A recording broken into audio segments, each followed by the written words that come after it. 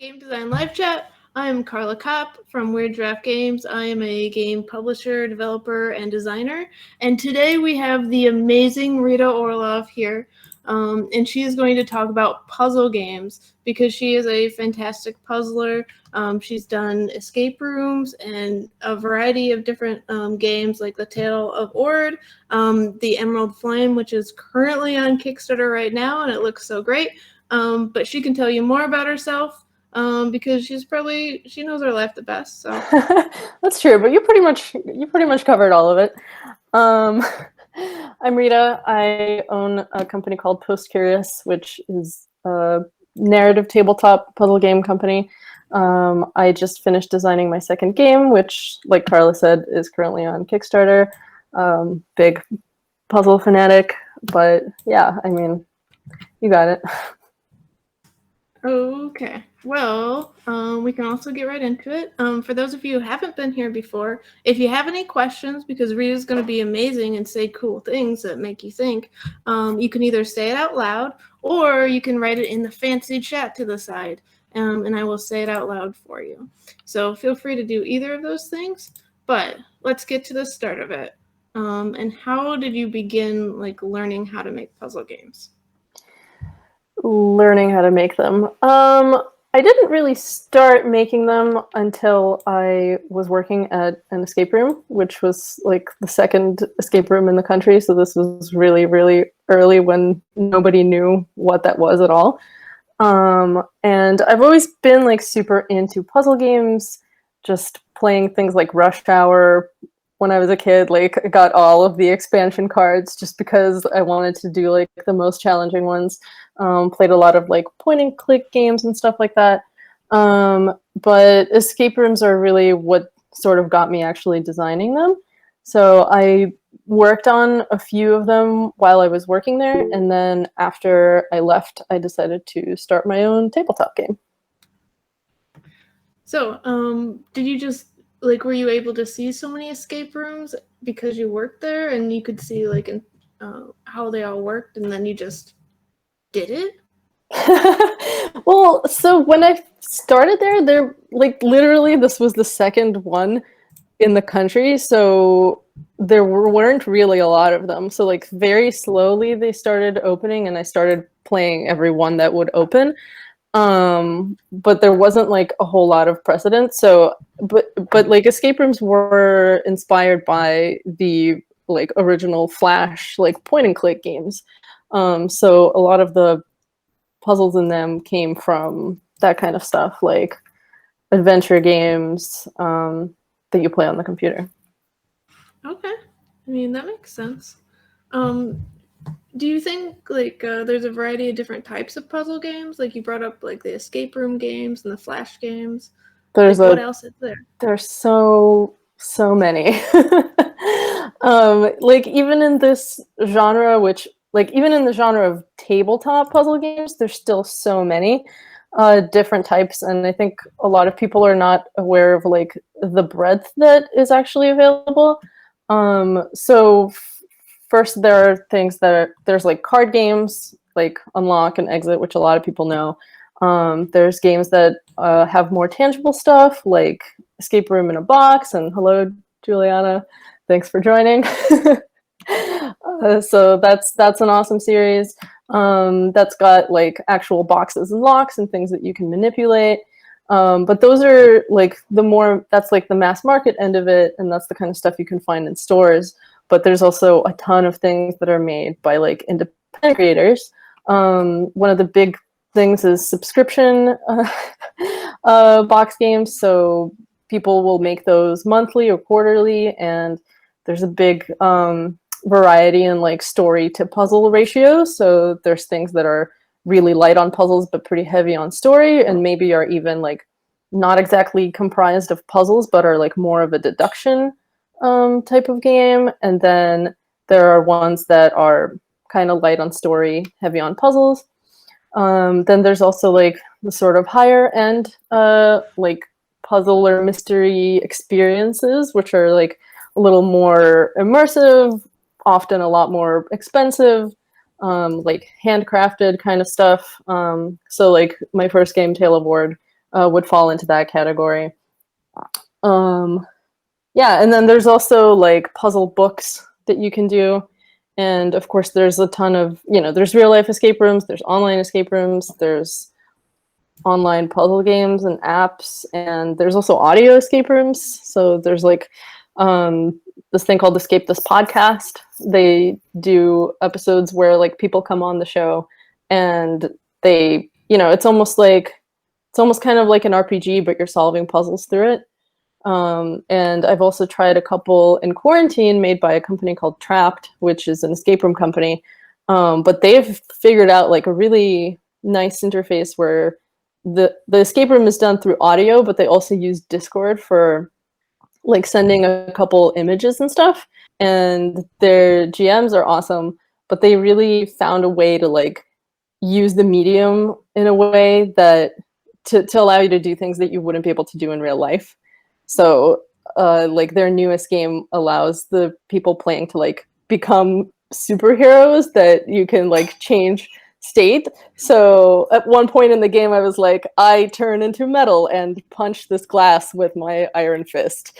And it's like an interesting combination of that role playing, but like puzzle solving aspect.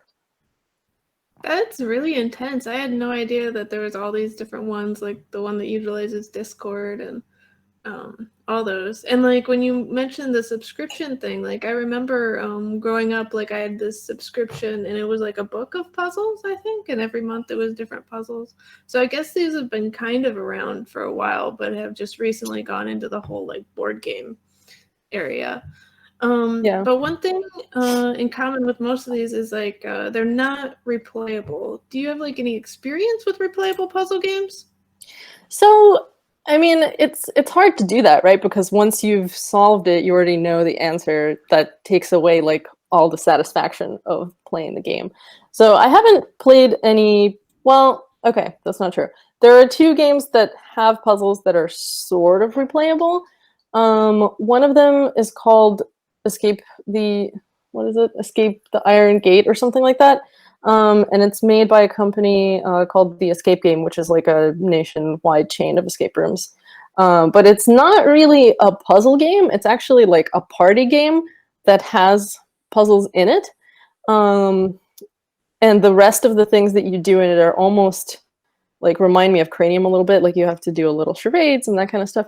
And it was a really fun game, but the puzzles in it I wouldn't say were like super successful because even though there were a ton of puzzle cards, there were only like 5 different types of puzzles. So even though they were all different, once you've solved one of those puzzle types, you kind of already knew how to solve the rest of them. So yeah. And then the other example I could give is Puzzle Tales, which is more of a narrative-driven puzzle game, and it also uses cards in a similar way to like Exit, but it's a little bit more narrative-driven. So it has, kind of a deeper story, and you're more involved in the story, and you're also making some choices in terms of like which areas you want to explore. So you don't necessarily see all of the items or all of the you don't see all of the parts of the story while you're playing through it. So you could replay it and there are just areas that you haven't explored yet. So there might be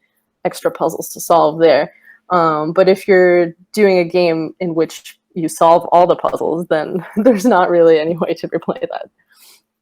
I mean, that makes sense. If replayability isn't like an issue, what do you need to really do to make it like a one-time or one-shot game like really seem worth the value? Yeah, I mean, to me, I think the value comes from the experience of playing it. And that could mean either like the amount of playtime that there is. Like I usually try to make sure that, if it's got like a higher price point, that you're getting, kind of an equal amount of gameplay time. And there's also, things like component quality or like even the components themselves, because there's a difference between playing a card game and playing something that has physical components that allows you to manipulate those things, and you can do a lot of different things with that. And some games do allow you to like pass them on to another person, so they could replay it. So I guess that's another way of, getting value. Mm-hmm. Yeah, I do remember I played Juliana's game, the first one, the werewolf one, and that had a refill pack. Ananda? Yeah, well, what do you mean allow? Like, are there games that are set up so you can't just give them to someone else? Yeah, so some games have destructible components. The exit games often have that, and my games also have destructible components sometimes because, I usually like to make people write all over stuff because I just kind of think it's more fun that way. And there are also things that you might have to manipulate in other ways, whether it's like cutting or folding or just doing something else with it that doesn't allow you to reuse that thing anymore. But I know that that's a thing people care about. So I also decided to include a refill kit in my new game so it can be replayed by another person. Mm-hmm. That's really helpful, I think. Well, it makes you feel less bad about the fact that like you used it up. Yeah, I just think that like there are ways. Obviously, there's no point in making it destructible just for the sake of it. But if it's going to enhance the gameplay and like allow you to do something more interesting with the pieces, then I don't think I don't like to put the limitation on there that like I can't. Everything has to stay pristine and I can't touch this because it's just part of playing it, and especially when you're solving puzzles, it often helps to write on stuff. So, in a lot of cases, if you really wanted to preserve it, you could like photocopy it or like use a sheet of acetate or something like that. But in some cases, you still have to use up the page. Yeah. Brian had a question. Will Tale of Ord ever be reprinted? Oh, if I could have a penny for every time somebody asked me that this month. Because nobody knew about it and nobody cared about it, and now that Emerald Flame is there, everyone's like, is there going to be a reprint? So the answer is maybe, and with the caveat of if it does happen, it's going to be more of like, this is a second edition rather than a reprint.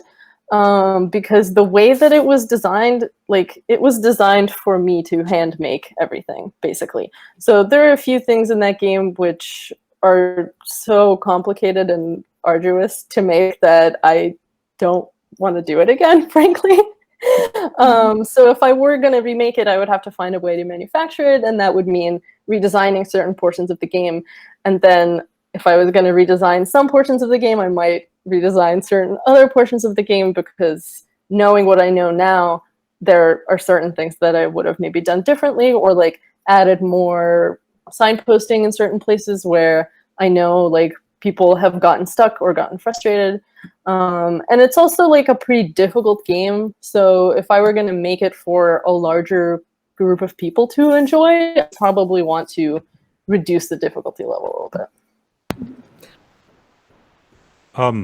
Well, so that makes me think: are digital versions of puzzle games a thing? Because that seems like it would solve some of the reusability problems.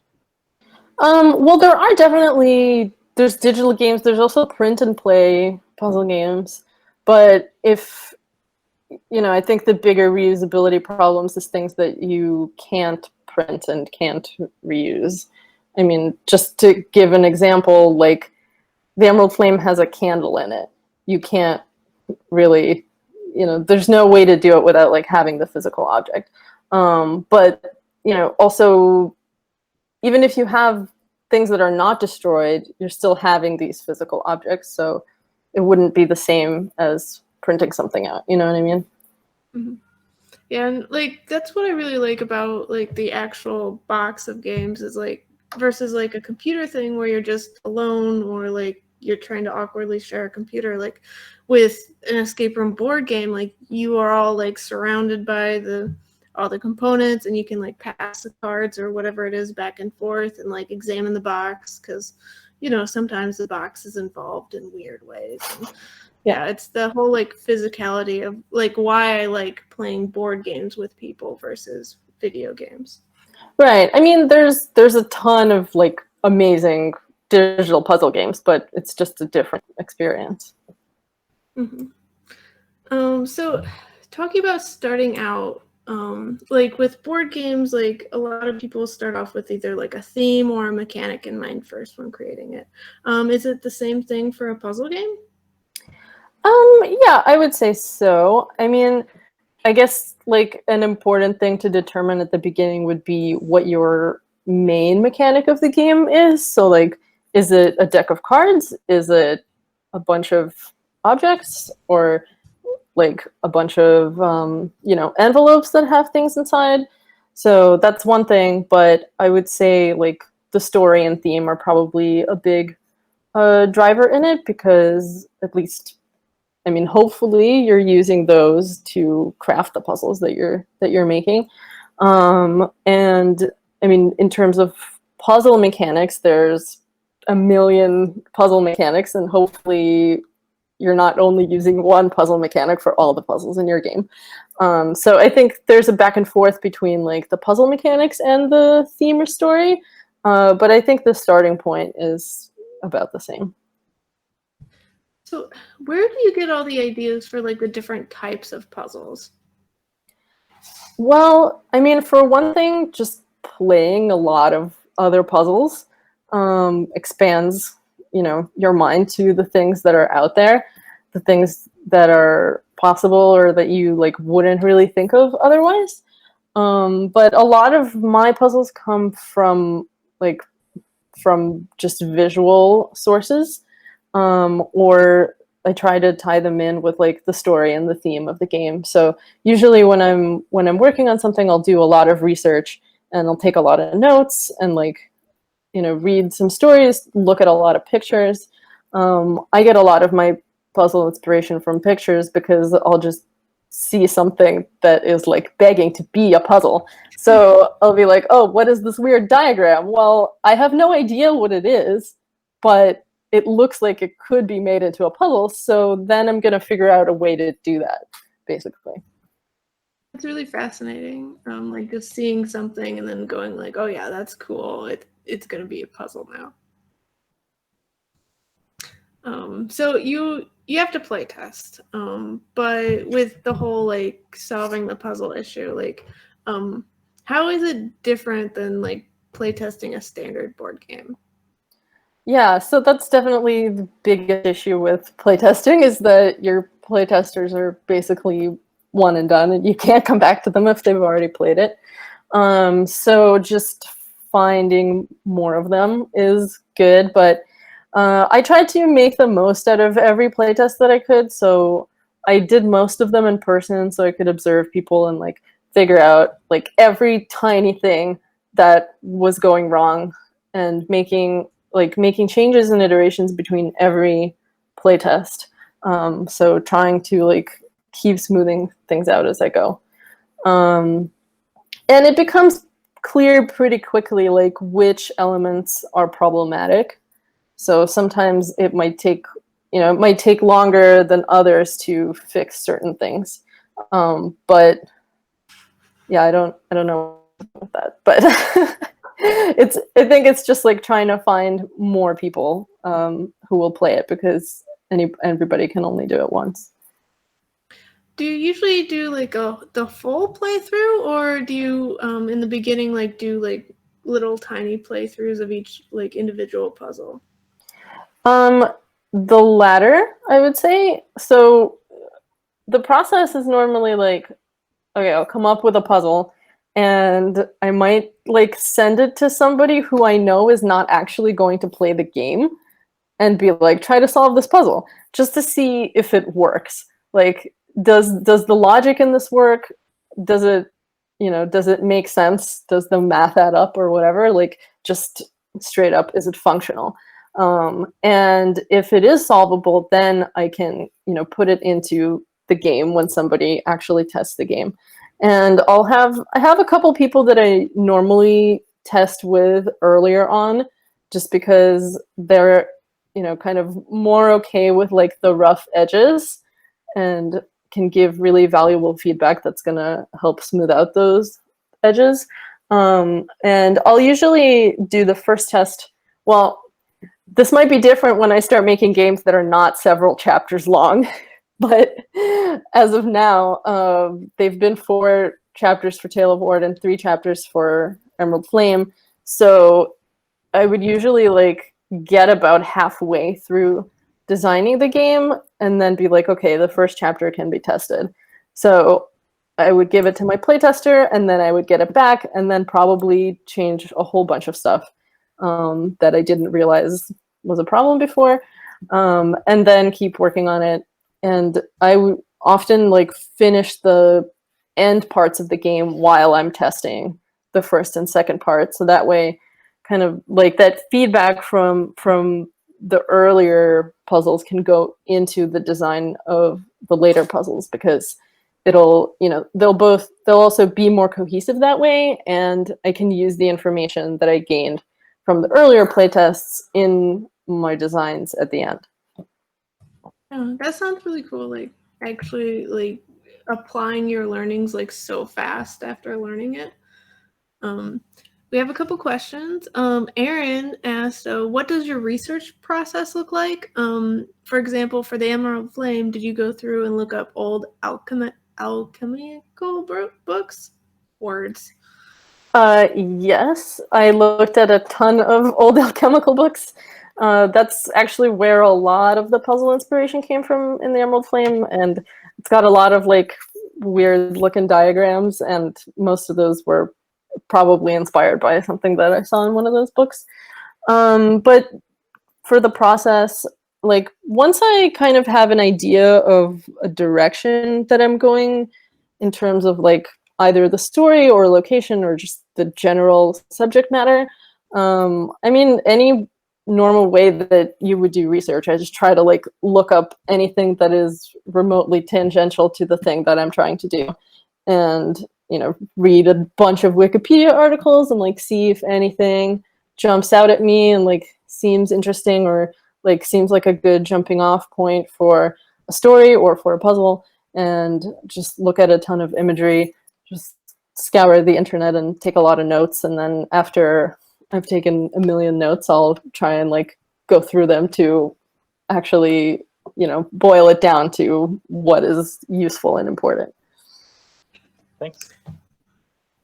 So Joel asked, do you think puzzle games should come with clues or hints? If so, how do you make the hints or clues?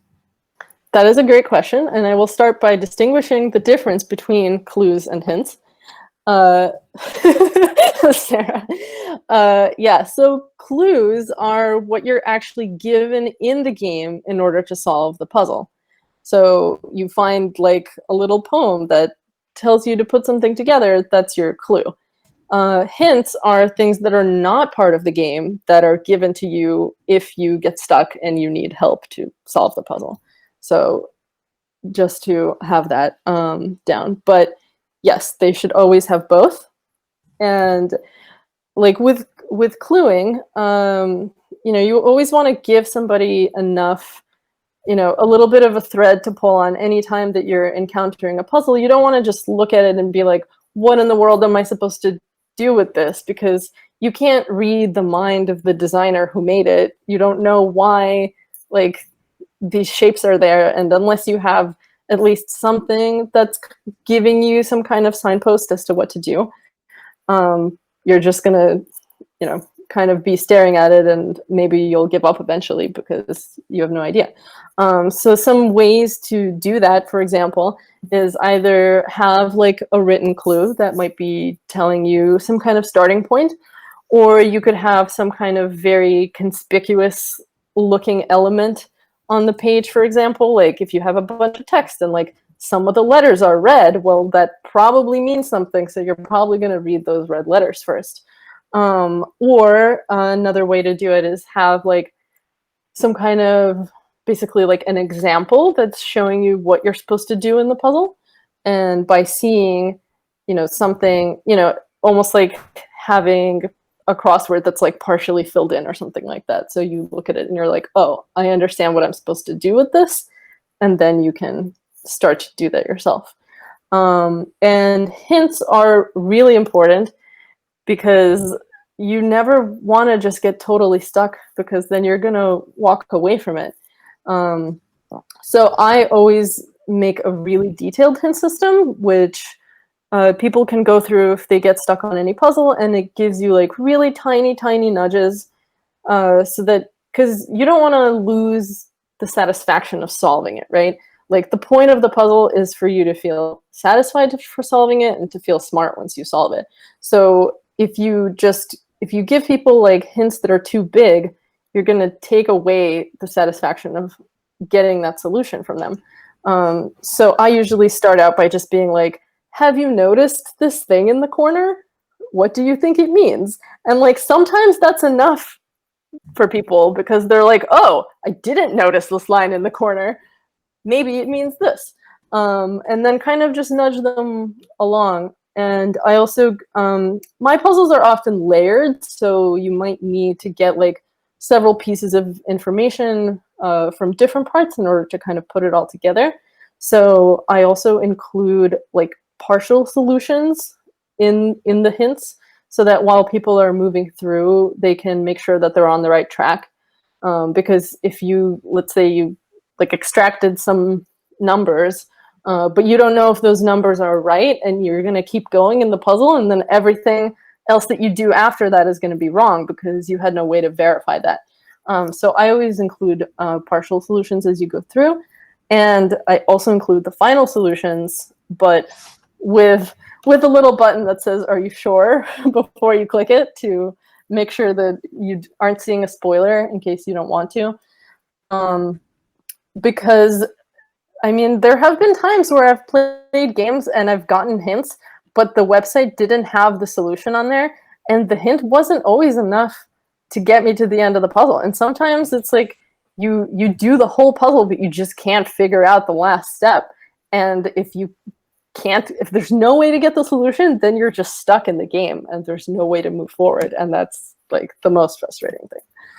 Yeah, I do agree about that. Like, it's so frustrating just to read the same hint and go like, I don't understand this hint, and I've read it 10 times, and I guess I'm just gonna chuck this, like, because I just can't figure it out. Like, it's so frustrating to just go back to the same hint that doesn't, I don't know. I never like to feel like I'm really dumb because I can't understand this sentence. Right, I know. I mean, and it's not always like, it often just feels like too much or too little.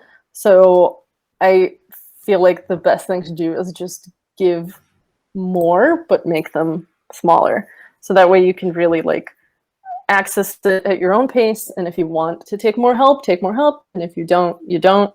But I think it's definitely important to have it, because I've also encountered some games where the hint system is just like, go on this forum and discuss it with other people.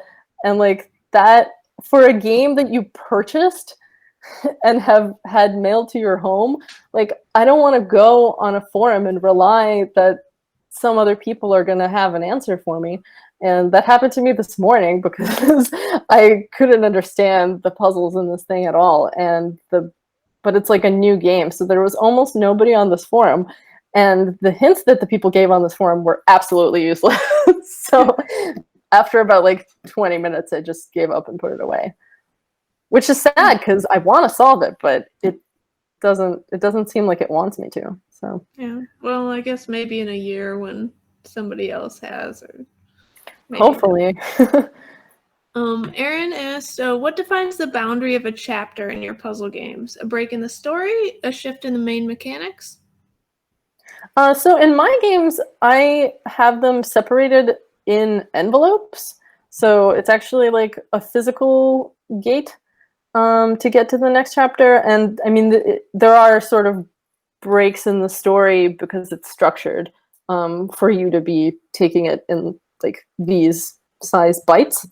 But there's many ways to do gating. But if you're having, if you're having a physical game, then usually the easier thing is either like you're going to have a different kind of container, and maybe it's a locked container or maybe not, or you can have like, entering passwords online or something like that, but beyond, or like envelopes that you have to check if you can open. Like, I think Escape the Room, the game, Stargazer's Manor, has like this wheel that you can turn, and if you get like the right symbols aligned on the wheel, then it'll say like, okay, you can open up the wardrobe.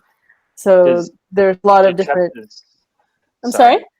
Do chapters serve like functional purposes though? Like, is it always like the first chapter is like a tutorial to teach you how the game works or something like that, or is it just sort of you decide to break it up into smaller chunks for people's mental load, or any other reason than just because you can? Yeah, I mean it's more to break it up, because you don't want to be getting everything at once. That's just going to be like a super huge overload.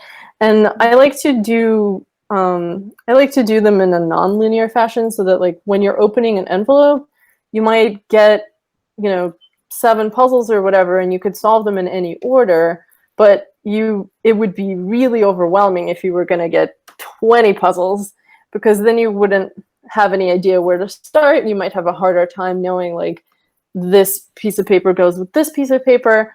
So it's just limiting the amount of information that that you have available to you at a time, to make sure that you're not overwhelmed with what's in front of you. Cool. And your games, like if somebody did them like all back to back, wouldn't they take like 10 or 15 hours or something? Tale of Order is really long. It's they're like 3 to 5 hours per chapter, depending on how many people you have playing. So that would take 12 to 20 hours. Emerald Flame is a little bit shorter. It's got 3 chapters and they're 2 to 3 hours. So it's the chunks are a bit smaller, but you still probably only want to do 1 chapter in a sitting. Yeah, like even like a 3 to 5 hours, like that's certainly a game. Like, or it's like long, yeah. So, Joel asked, what is your opinion on red herrings? I hate them. Mm-hmm. As a person that like plays like games, like if there's a red herring, I just get so angry, because it's like, why is that there? Did I miss something? Yeah, I mean, I don't like it when designers are trying to like be like, hey, I tricked you. Because like, are you making a game so that I have fun playing it? Or are you just making a game for like yourself to laugh at my expense? You know what I mean? And obviously, like sometimes they can happen accidentally, but that's something that playtesting should reveal to you pretty quickly. Like if everyone is getting tripped up on some particular element, then it's obvious that it's distracting, and probably you should just take it out. There was like one escape room that I went to where on the bar there was a set of 5 colored bottles that were like very conspicuously placed, very clearly each in a different color, and it really looked like it was supposed to be a clue. We spent like 15 minutes trying to figure out what they meant, and we got to the end of the game and I was like, those bottles didn't mean anything, and I'm so mad about it. Game Weaver says, puzzle mechanical languages. What are the ones you enjoy the most? Can you elaborate on that? While they're elaborating, Steve Davies had, is Emerald Flame in fact your attempt to solve the Voynich manuscript? It's not my attempt to solve it. It was a jumping off point for a few of the puzzles, and also like led me to find all of these other alchemical manuscripts that I found. But definitely not trying to solve that one. Sorry about that. I'm on my phone, Rita. I just exited the minute you said, can you elaborate on that? I pushed the wrong button. That was awesome. Yeah, it was like, wow, he left. Okay. That's also when my question was not very good, because I'm typing on my phone while trying to anyway. I was thinking back to the way you talked about having like a language that people can get into, and you can continue to move it along mechanically. And I was just trying to figure out, I would think it'd be interesting to hear the ones that you enjoy the most, the ones that have been the most fascinating to you, of like how a designer crafted a language that your brain could get into the space of, and then that you had residual knowledge as you went on because of that language. That's a really hard question. Sorry, I didn't mean for it to be like a stumper.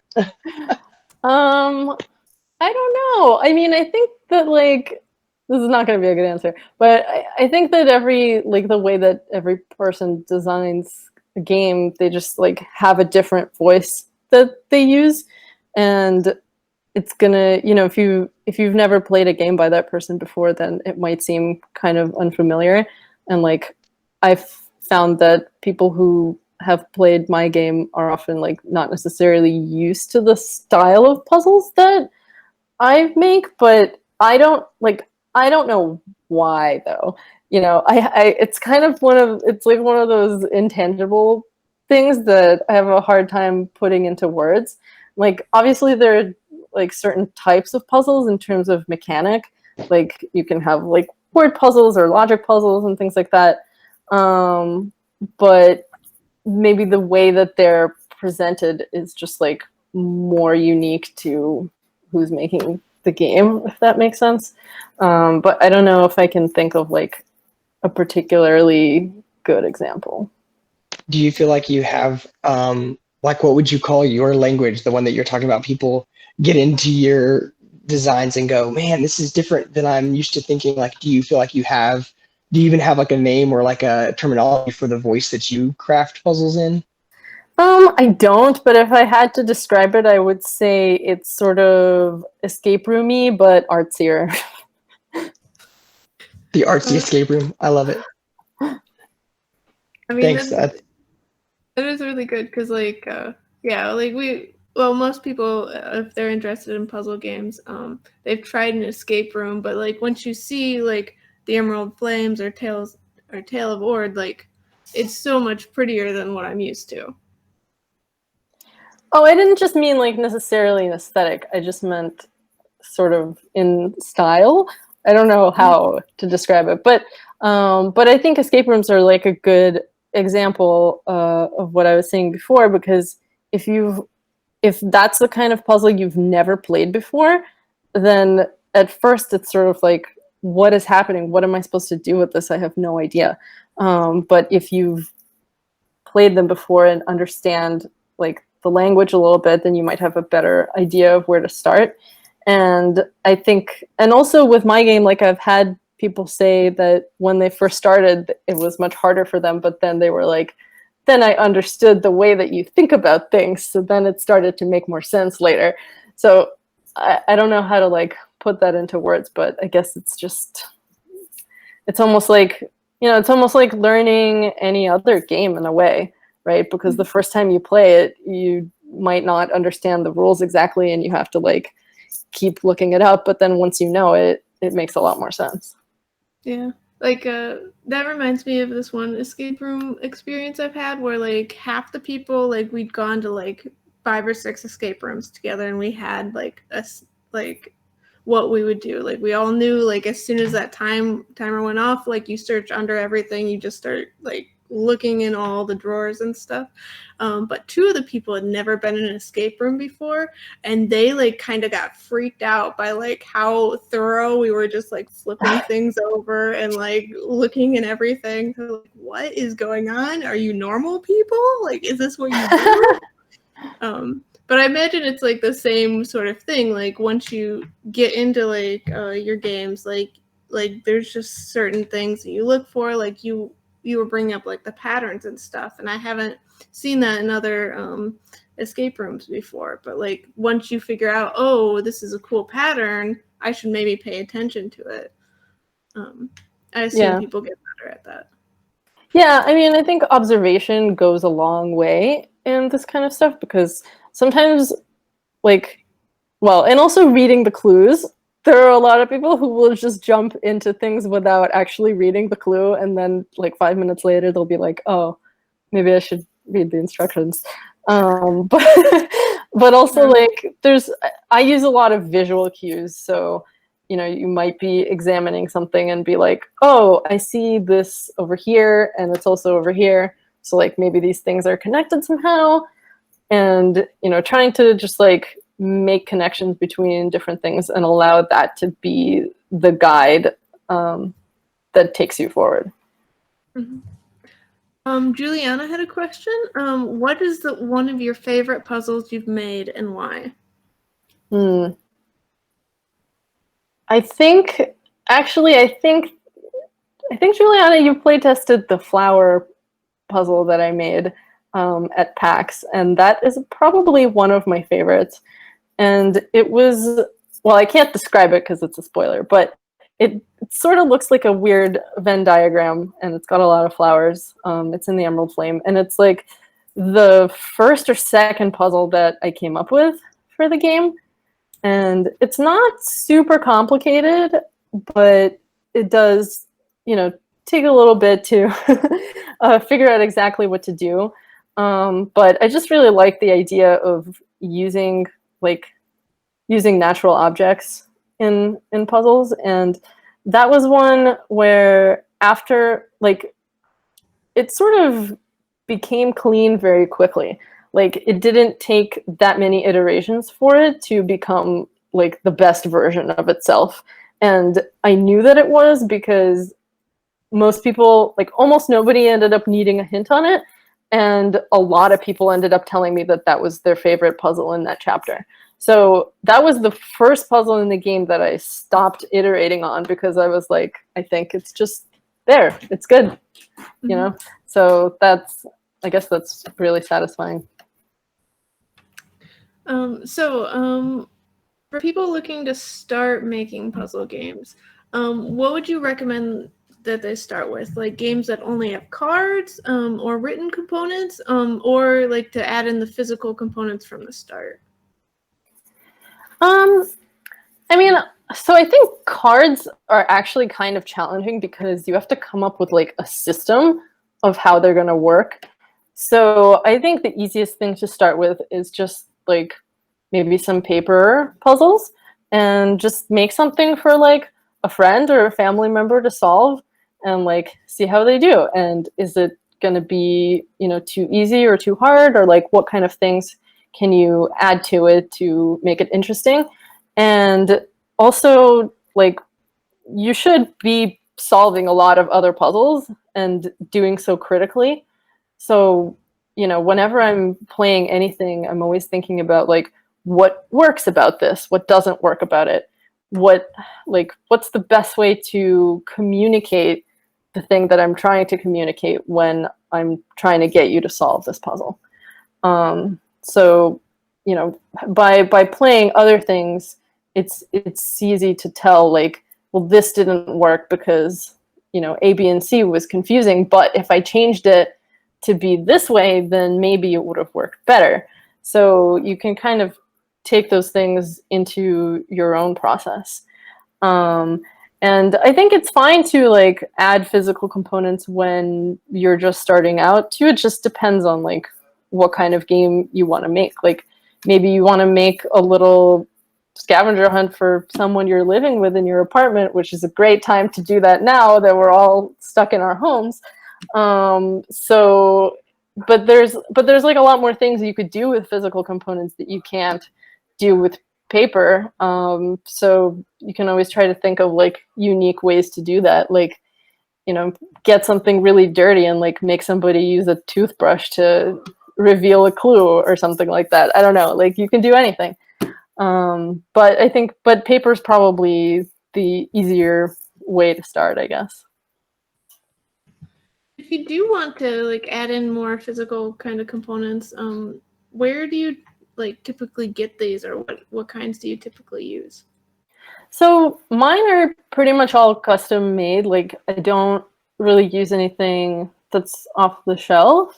Well, I guess I did for Tale of Ward a little bit, but they were more like vessels, I guess. I do a lot of like laser cutting stuff because that's just an easy way for me to make something that's three-dimensional, and you can get it done pretty quickly. Otherwise it's hard to do that by hand. And if you're doing like other kinds of 3D objects, you can also do like 3D printing.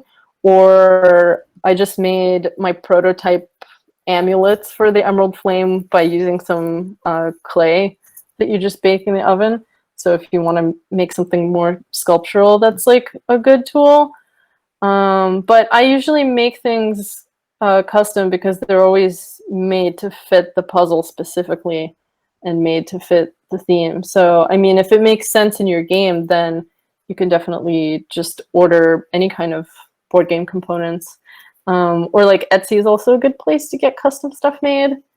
I've found things there that are similar to the thing that I'm looking for and just asked them if they could make the thing that I wanted. And there's a lot of independent creators on Etsy that are really willing to like make nice custom stuff for you. That's a really good point because yeah, there's tons of people on Etsy that just have like laser cutters or 3D printers and they know how to use them. So yeah. Jack had a question. Have you explored the idea of shorter, non-story driven puzzle games that change or differ each time you play? Like newer puzzles introduced or revisited puzzles altered? So I feel like that's sort of two questions, but I don't know how you would do, like, how would you do revisiting or altering puzzles if you're using the same components in the same game? That's a question I'm asking. Like, I'm curious if you have some idea about that. That sounds kind of like a legacy game, but if I mean, presumably you can't use the same puzzle components again, so it'd just be like a second game if you're doing it that way. I've seen some games where like they take a component and you think you're done with it, but like it actually like fits into something again later on. But like it has to be very, very well designed to like you have to know ahead of time that you were like sneaking in like an extra puzzle aspect to it. I wasn't sure, like, did you mean items that are used in one game and then used again in that game, or used in that game but then also used in another game? I think just I'm not sure. I think not reused, but like it's just a different puzzle somehow based on Jack said they're trying to wrap their head around it too. I was also wondering if you had the same thought, if it was even possible. So I guess like well, it's definitely possible to reuse components, and I mean you can make things have two different functions, and as long as it's clear where those functions lie, then I think that's absolutely doable. It just depends on if you want to make a game where you're reusing components or not. I find that people usually feel better about it when they're not being reused, just because they know that like this is finished. Because otherwise they always have to wonder, is it going to be used again? And I think that if it does get used again, then it could be totally fine, but it might be good practice to like give a clue to that somewhere that you're going to be needing that object again, because you might think that you're already done with it. Yeah, like I really like in the Unlock series where there's like a number on each card, and then when you can like get rid of a card, it has like that slash through, because then like I immediately get rid of it so I never look at it again, because like isolating down like the important parts to each puzzle is sometimes like it can be hard. Yeah. We often end up with like a done pile in an escape room where if there's a lot of stuff, we'll just like, okay, we're finished with all of this, just put it over there in the corner. Mm-hmm.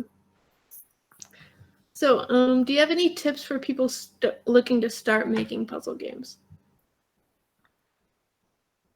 Tips. I mean, I feel like I was saying you should try to just like start with research, but if you want to make like a game, then maybe the easiest thing is like figure out what it's going to be about and who it's going to be for. Because once you know who it's for, that's going to determine a lot of things about the game, like maybe how difficult it is or how long it is, what kind of things is it going to have in it. And I don't know if you want to put, more story in it, or maybe you just want it to be pure puzzles, and that's also totally fine. But that's a decision that you would want to make early on. And if it is sort of narrative based or even just like has a theme, then that's probably going to affect the way that you design your puzzles. And I usually like starting with that theme or just like a concept of where the story is situated. I try to use those elements to figure out what the puzzles are going to be.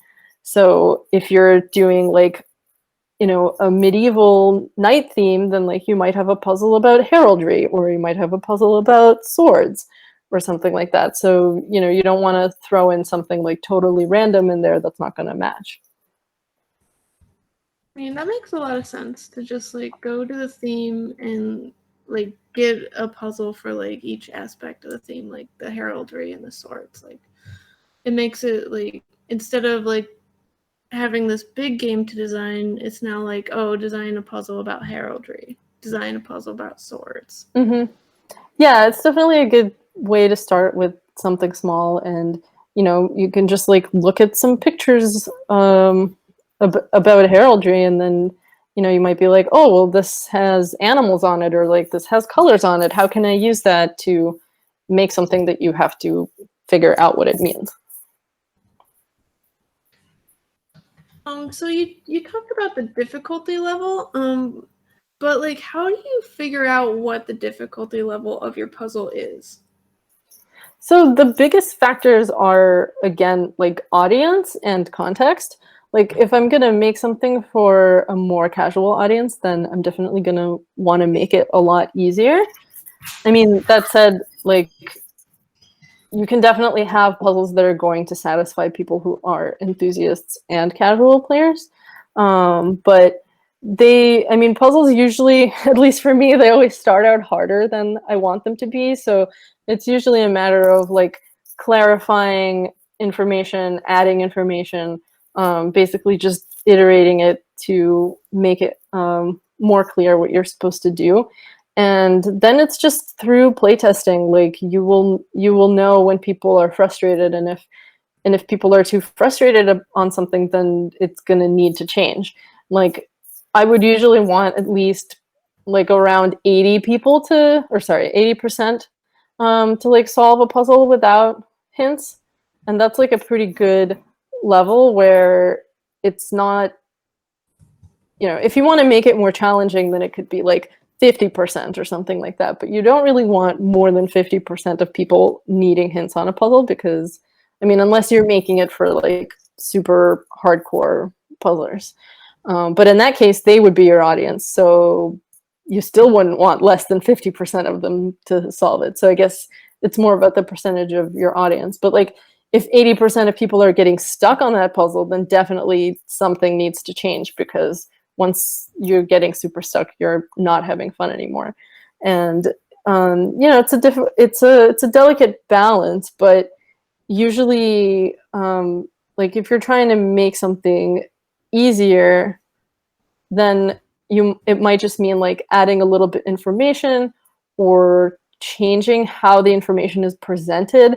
And like sometimes that might mean like the layout or like the color of something, or the emphasis you're placing on something, or sometimes it's just wording. Like you might have a clue and somebody like gets really stuck on one particular word, and then they spend like 20 minutes just wasted trying to understand how to solve this puzzle using that word.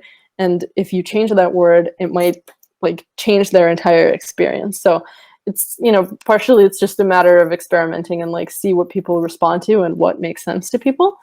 And even if it's like, even if something is kind of difficult, the important thing is that it's fair and logical, and that at the end of it, if you find out what the solution is, then your reaction is going to be like, oh, okay, I get it, I understand. Like maybe I didn't solve it, but it makes sense. Whereas the other outcome could be like, I hate this, it makes no sense, why was I supposed to know to do that? So I think as long as you're like staying in the other camp, it's okay for things to be a little bit more challenging. But, you know, like I said, it depends on context. And like, is it, you know, part of a game, and maybe you want to have like puzzles of different difficulty levels within the game? like I usually try to have a variety of difficulty and a variety of puzzle types within any given chapter, because I don't want them all to feel kind of the same. And you want to have something a little bit easier to like onboard people and give them kind of like an early win. And then maybe have something like a little meatier to work on after that. Are there any books that you'd recommend reading to get more insight on how to create puzzles? Yeah, so I think the one that probably everyone who gets asked this question recommends is Puzzlecraft by Mike Selinker. It's a great book. It's got information about all types of puzzles, and I mean, it's a little bit more focused on like paper puzzles, so like word puzzles and not Sudoku, but like those types of things. But the cool thing about the book is that it also has a lot of puzzles in it. So you get to like solve those puzzles as you're also reading about how to design them. But it's a really good reference for all kinds of things. And then I think, well, this isn't puzzle specific, but one of my favorite resources is The Art of Game Design by Jesse Schell. And it's just a general game design book, but if you haven't read it, it's a really good read. And then there's also The Code book by Simon Singh, which is, again, not exactly about puzzles, but it's good primer on like the history of ciphers and all kinds of weird, interesting codes through history. But I think like I haven't encountered any book that's just like, here's the magic of like learning puzzle design, because I think a lot of it is just through like absorbing things and then figuring out how can you put a twist on these ideas to make them into something different and to make it into your own design. So Nick had a question. Puzzles are memorable when they are fun to solve. What would you say are some things that make puzzles not fun? Often like long repetitive processes make things not so fun, because like if you're translating a code, for example, like you might translate a sentence and then after that it kind of like loses the magic of discovery, because then you're just like, okay, I'm going to sit here and like translate the rest of this. And other things that require like a very long process to figure out. There was one puzzle that I played that actually had like a really cool mechanic, and I was super excited once I figured it out, but it made me extract like, I don't know how many, it must have been like 60 or 80 like constellations on this chart. And then I had to also like cross-reference them to a constellation in a certain timestamp on a video. And after I got through like 30 of them, I was like, I'm not doing this anymore. I'm just going to look up what the rest of them are, because this isn't fun. And it's like, by that point, you're not really solving it, because the fun of solving it is figuring out what you're actually supposed to do. And like, there are process puzzles which can be fun. Like, a logic puzzle is kind of a process puzzle, because like when you encounter it, you know what you're supposed to do with it, but the puzzle part of it is the actual solving. But that's very different from like just having a long extraction process. So I think that's probably the best way to ruin an otherwise fun puzzle. Yeah, like I can't imagine like going and checking like 30 different things. Like usually it's like 5 or 7 or something under 10. Yeah, you want to keep it reasonable. And also I think like not being repetitive with, like if you're making a game, you don't want to have the same type of puzzle showing up again and again and again, because you've already solved it. So why would you want to keep doing the same thing over again? So we're getting towards the end. So if anyone has like any final questions, make sure to post them now. But can you tell us more about the Emerald Flame? What more should I tell you about it? Well, it's on Kickstarter for a certain number of days. Oh, yes. Practical things. Yeah, it's on Kickstarter for about another 8 days, and we're actually almost reaching our very last stretch goal, which is going to make the game basically solvable offline. And you will still have to log into a chat to communicate with the character that you're like reporting back to with your solutions, and they're going to allow you to continue the story. But I'm excited to include those extra bits in there so that way you don't have to go to the website to solve the puzzles and you just have everything in front of you on the table. Mm-hmm. That sounds like it'd be really cool. Carolyn also asked, how many unique puzzles did you design for the Emerald Flame? Ooh, it's kind of hard to count because it depends on like what you count as a puzzle. Like certain puzzles are kind of comprised of like 2 or 3 puzzles. So I might say like maybe 25 around there. That's a good number. Okay. So how can people reach out and find you on the internet webs? On the interwebs, you can find me on Twitter at GetPostCurious. I'm also on Instagram at PostCurious and also at Rita Orlov. And my website is also getpostcurious.com. So any one of those. Oh, and if you go to the getpostcurious.com, there's a free puzzles section for anyone. Oh, yes. Like interested in getting some free puzzles.